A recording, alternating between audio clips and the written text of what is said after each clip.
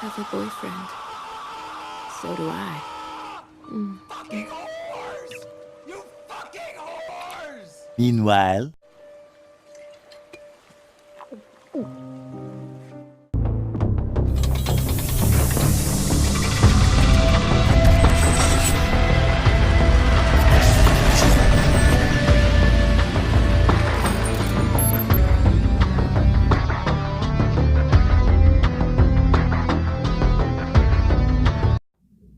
I'd like to thank you all for coming along on this particular video. Let that smooth jazz just ease you into the conversation, into this little semi-funny little ramble I'm going to be going on for a couple minutes. Now, is anyone ever really satisfied? Is anyone really ever happy with what they get? You would think that if you're doing something for so long, if you're clamoring for something to come back, if there's something you've always loved, and finally, after the years and the hard work of maintaining that focus, that strength to keep something you want from not being forgotten, and then with a stroke of luck you never thought could happen, it actually happens. All of that hard work paying off, and then you discover that it's going to happen. That was the fandom of Young Justice. When season 2 ended on such a huge cliffhanger-esque ending, with Wally West dying, and suddenly we are discovering that the light was working with Darkseid, and all of this implication, everything going on. Young Justice is a show that defied most kid shows. It was one of those shows that people just loved, you know? And it was canceled before it could really shine out. You know, it was one of the more unique ones. Like, it was a little more matured, you know. It had an overarching like narrative across multiple episodes. You would have your one-offs and whatnot, you know. It wasn't like some of these other shows that they had at the time, you know. It was very interesting, and it just didn't follow some of the rules. Like, hell, even when there's guns, there's actual legitimate guns firing real bullets. You hear real gunshots, not laser guns that they used to get away with. This show was something else entirely. And then it got canceled due to a number of reasons, you know. But we're not going to get into that, because it came back when the DC streaming service came in and they needed content. One particular show was going to help them drag in a good number of people to that app. And the one show was Young Justice. Season 3, otherwise known as Young Justice Outsiders. Now, we are currently in episode 18. I believe we have a few more episodes until the conclusion of this third season. Now, for the most part, I have been pleasantly surprised. I've been pleased. I've been horrified at some of these things that have occurred in the show. I've never gone into crazy full rants about it, or gone crazy at all, maybe. I just enjoy that I have a show that I love back, and I'm left, and each episode would leave me pondering, questioning, wondering what they're planning. What are the seeds you were laying out for me? What can I try to predict? And then say that, oh, I called it. That's what everyone tries to do. Now, whether or not I'm correct or not is besides the point. It's not even the point of this video. The point of this video is to discuss just kind of the absurdity of some fandoms at times. You know? No one's ever happy, it seems. with what they have. You know, from almost the second the episode started coming up, people were just getting a little butthurt. Not all of them, and of course not, no. There was a good chunk of them, though. Of the, the social justice warriors and all that, all clamoring for some representation. All going nuts and insane over the supposed quote-unquote toxic heterosexual relationships that was occurring, and believing that every female character was forced into a heterosexual relationship. That's a strange one right there. Very strange indeed. But that's just how it is these days, the internet. No one is ever pleased. Unless it fits within your agenda or fan fiction, it doesn't comply. It doesn't work. It's no longer a good quality show. No one ever cares about whether or not it's a good story, that there were some decent characters, incredible moments. No, apparently it has to be what fulfills my agenda, what moment works, what character just says, I am a homosexual, or I am a trans, or some of the other whatever's in the LGBT community. I don't know every saying, so that's just how that goes. It's one of those things. It just doesn't quite compute. And then, when they finally get something out of it, when there's something addressed, when two characters actually conduct a scene where this happens, when it seems like they should have some win, some satisfaction in it, they instead complain. They instead say it's toxic. They say it's horrendous. And it's just like, I don't know. I am talking about episode 18. And for those who are not in the context of Young Justice, or have just simply not decided to pay money to DC to watch the show, here's how it's gonna go. In this particular season, we are introduced to a number of new characters. One in particular is Violet. Now, Violet is an interesting character to me, I believe. A newbie. I'm not familiar with her in her comic book form, if she does have one. If she does, I am not aware of it. Now, she's a character that did not really have memory, but later on, as the series goes on, she discovers that she's not who she thinks she was. In fact, she doesn't even know who she is. And it turns out that, it's that what she looks like is not even her actual form. It's the form of some other person that had died, and she took that body, sort of like a soul entering a new form. And she's gifted with these various array of abilities, one of which is like self-regeneration, kind of like Wolverine style in a fashion. So as the series progresses on, things are good. She's in a relationship and whatnot, cutesy moments here and there. She's a bit of a pure little soul to a degree, very a bit naive in some sense, because within the context of her character, she's not familiar with many things that normal humans are, I would say. So, this goes on and everything, just fine and dandy.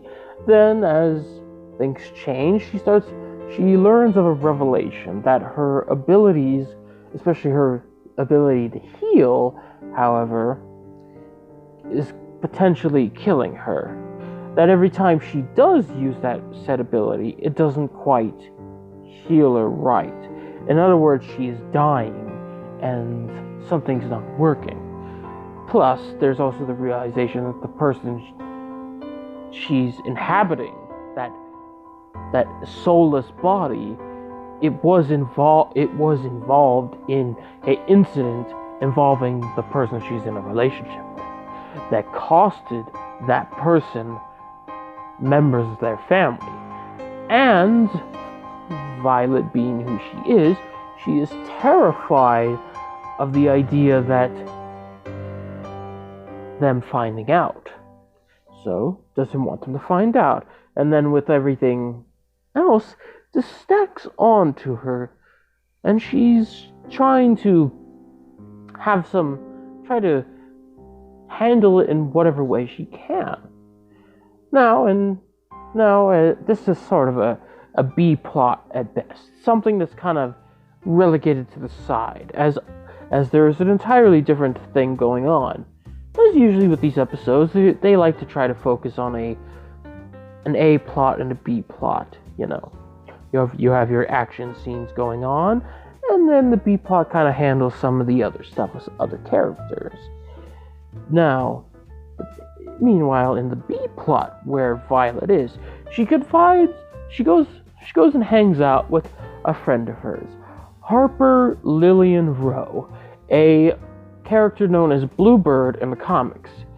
And in the show she is not yet Bluebird, but it just seems to be that's where it eventually is going to go. So they're two underage kids just messing around, you know. Harper somehow has a gun and she's just shooting bottles while drinking, and Violet is joining in on the fun, just more or less to clear her mind, you know. And then kind of out of nowhere to a degree, but I guess maybe some people spotted it from a mile away, I don't know, it depends on what you think. Harper ends up kissing Violet, and and that got people crazy because of one particular line. Violet says, "I have a boyfriend," and then Harper responds with, "So do I," and proceeds to kiss her yet again. And some people have gotten a little bit upset about this, specifically because they're horrified that their representation is now brought into such a toxic way. Apparently, this is a stereotypical bisexual cheating thing, or something like that. I don't know. I just find this whole thing a bit ridiculous, like a little bit overdone. Like, it's just, no one is ever happy anymore.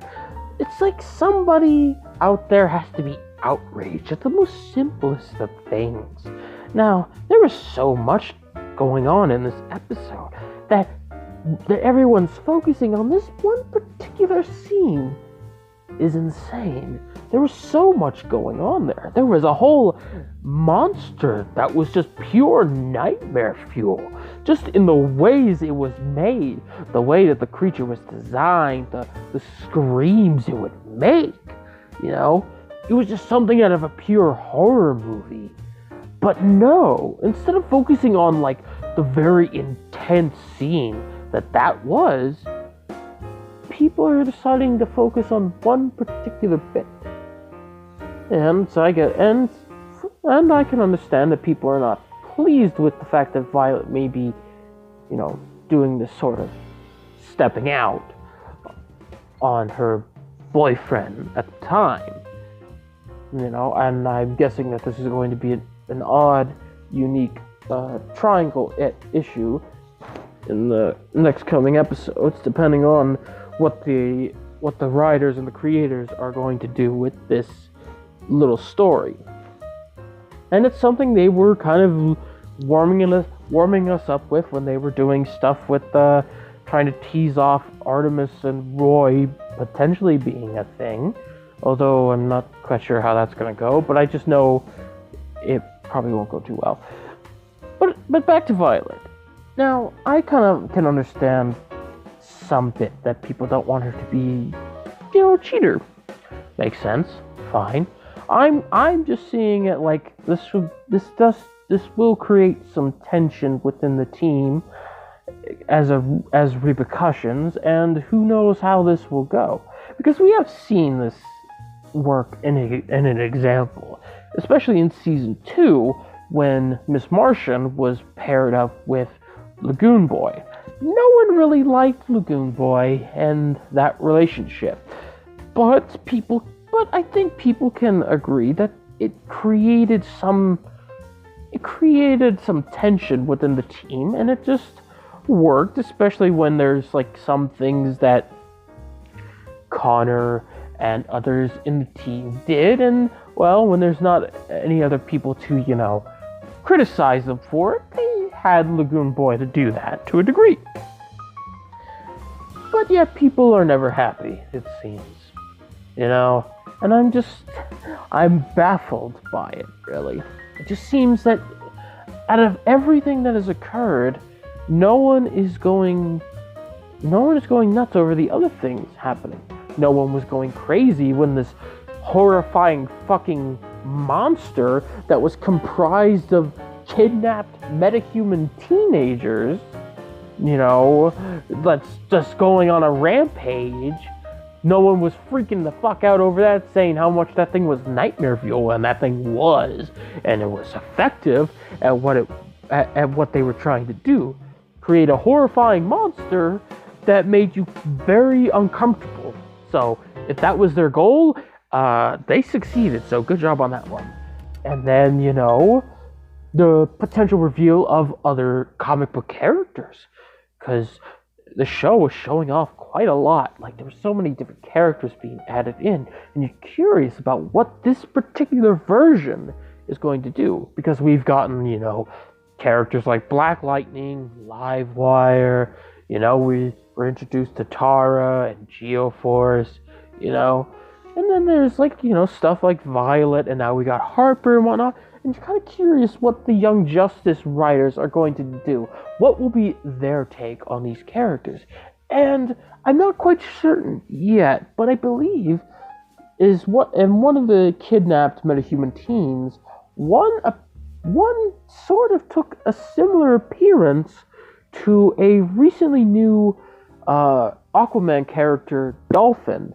Dolphin is an Atlantean who is a mute, cannot speak, but became a fan favorite popular character during some of the more recent Aquaman runs.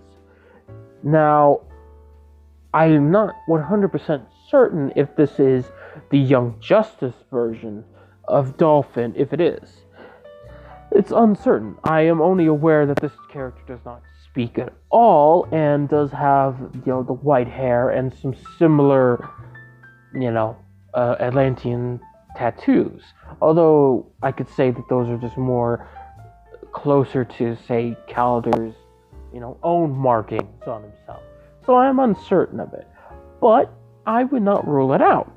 There are some slight differences, but however, it's not enough for me to really formulate any problem.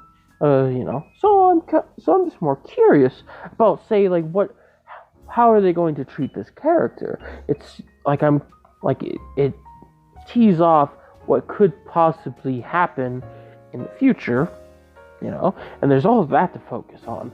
And then, all the other things that was kind of laid out to bear, with the addition of Zatanna joining in on this episode and kind of discovering, her capabilities and all that. It makes you wonder about her state of mind in the show, because a lot does happen.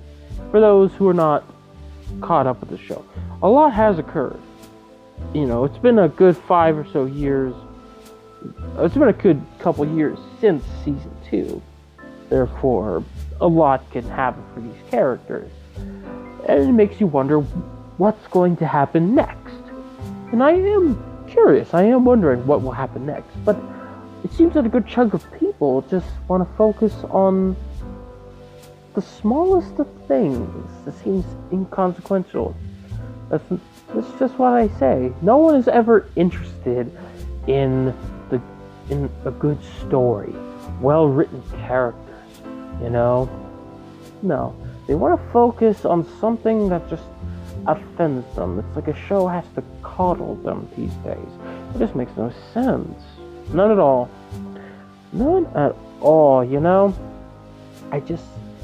I feel like it's just they think their characters have to be all this. Now, I'm fine with the way it's going. I know that it's going to be a little bit hectic, that strife will be caused within the characters, via embryon, if things go in a way I'm believing they're gonna go. You know? But I have no problem with it, because I see this as there's hurdles to it. This was a thing that occurred throughout Young Justice. Each of the characters were never pure perfect. They had their own issues, their own problems. Hell, the first season had all the characters they had to reveal their most darkest secrets to each other, knowing that supervillains were using those secrets to blackmail them. They had to achieve this hurdle over it, to move on and progress.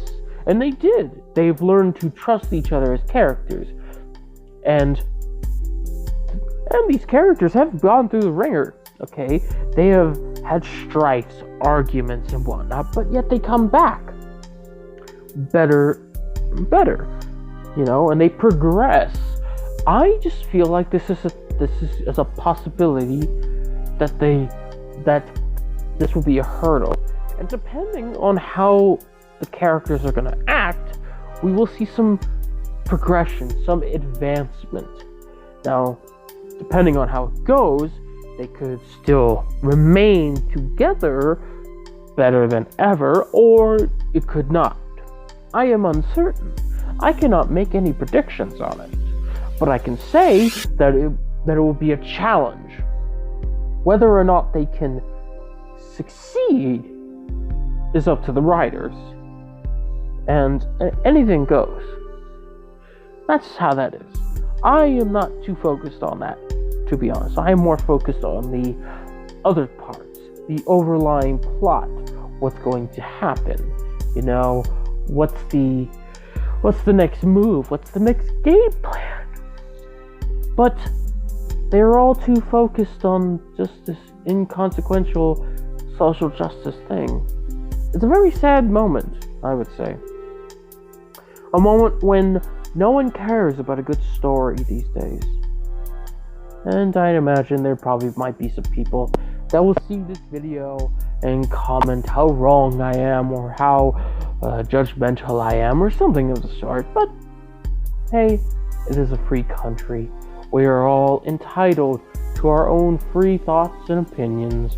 And if you don't agree with me, well, that's just how it is. I don't care either way. So what do you guys think? Do you think that it's just a little bit ridiculous that people are focusing on just the smallest, stupidest things, like trying to succeed their agenda, or gain some form of diversity or representation that's just forced, instead of getting an actual, legitimate, good, decent story and well-written characters? Let me know. I'm glad that you all joined me for this rambling on for, well, who knows how long anyways. But I look forward to doing this again sometime in the near future. Thank you very much. Goodbye.